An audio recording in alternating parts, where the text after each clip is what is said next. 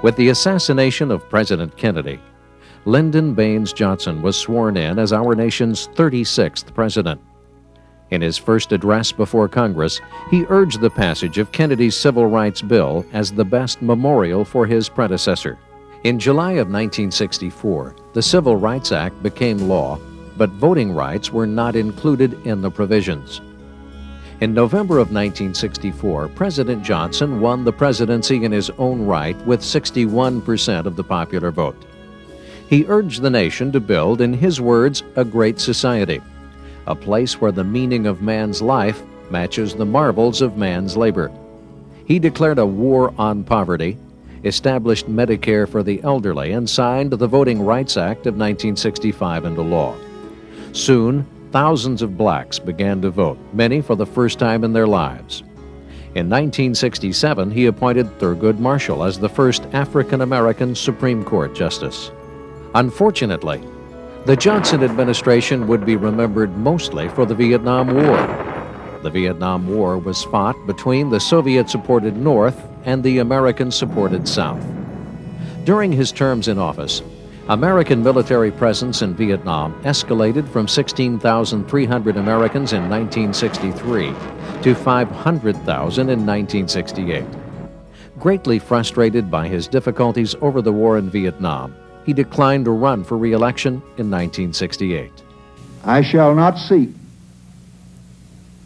and I will not accept the nomination of my party for another term as your president. While the civil rights movement represented a continuation of struggles which had started during Reconstruction, the anti-war movement was clearly a break with the past. The core of the movement originated in student protest, a phenomenon which had never before reached widespread proportions in the United States. The alliance between blacks and whites on the war issue proved quite fragile. The assassination of Martin Luther King Jr. in April of 1968 signaled a split between the two segments of the population. Urban riots broke out in unprecedented degree.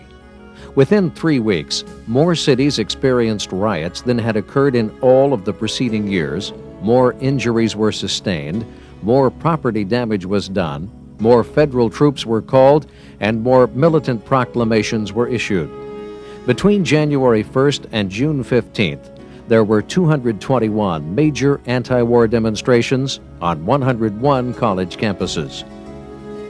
In the New Hampshire primary that year, anti-war candidate Eugene McCarthy garnered 42% of the vote. The following week, John Kennedy's brother and Attorney General Senator Robert Kennedy announced his candidacy for president.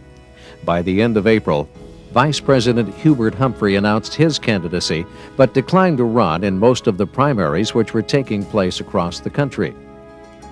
On June 4th, Robert Kennedy, who strongly favored ending the war in Vietnam, won the biggest of all the primaries, California, by defeating both McCarthy and Humphrey. That same evening, he was killed by an assassin's bullet as he left his campaign headquarters at the Ambassador Hotel in Los Angeles. Just 3 months after the murder of the major figure in the civil rights movement, Martin Luther King Jr., the major symbol of the anti-war movement was struck down. While Richard Nixon calmly accepted the Republican Party nomination in Florida, preparations were being made in Chicago for the Democratic Convention. On August 3rd, a week before the convention activities formally began, peace activists arrived in the city and settled in Chicago's Lincoln Park. They had come to peacefully demonstrate against the war in Vietnam. On August 7th, the police launched a full-scale assault against the people in the park using tear gas and clubs to drive the demonstrators out.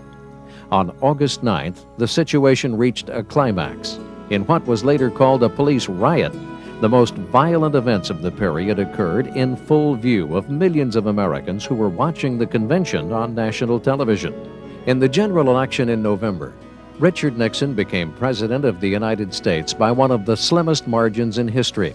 Democrats retained control of Congress, but the key office in terms of the war effort went to a man who had campaigned vigorously on the label of law and order.